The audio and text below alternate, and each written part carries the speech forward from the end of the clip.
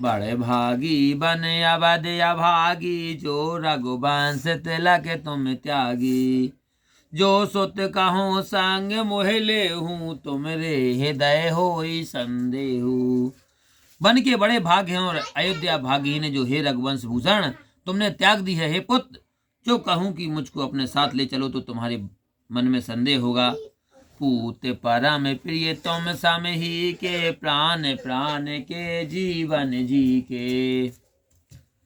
ते तुम कहो मात बन जाऊं, मैं सुन बचन बैठ पछताऊं।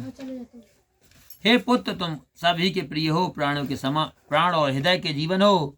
ऐसे तुम कहते हो कि माता मैं वन को जाता हूँ और यह वचन सुनकर बैठी पछताती हूँ। यह विचार नहीं करहूँ हट झूठ स्नेह बड़ाई, मान मात कर नाते बल सुरत विसर्जन जाई। लखन सिया रामचंद्र संगरियो। मैं यह सुनकर झूठा स्नेह बढ़ाकर हट कर नहीं करती।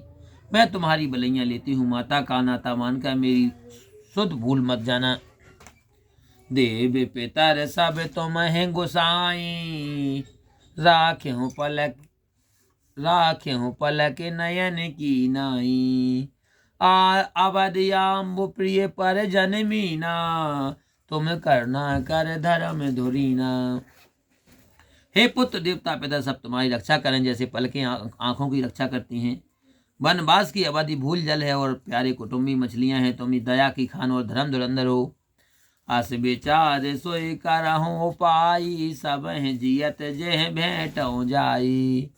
जाहो सुखेन बनहे बलि जाऊ, करे अनाथ जन पर जन गाऊ।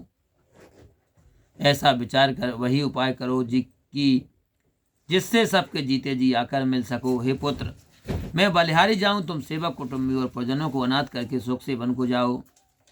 सब करे आज सिकित फल बीता, भयों कराले काल विपरीता। बहुविधि बिलप चरण लपटानी, परम अभागिन आप जानी।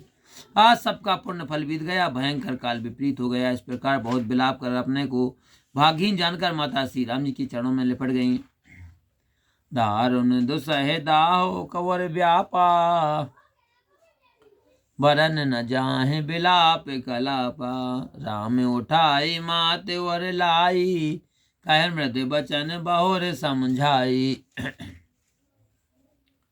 कठिन और दुसह जलन हृदय में छा गई। उस समय के बिलापों का वर्णन नहीं किया सकता। श्री रामचंद्र जी ने माता को उठाकर हृदय से लगा लिया और फिर कोमल वाणी से उन्हें समझाया। समाचार ते समय सुन, सिया उठी अकुलाई। उजाई सासु पद कमल जोग बंद बैठ सिरनाई। लिखन सिया रामचंद्र संग्रियो।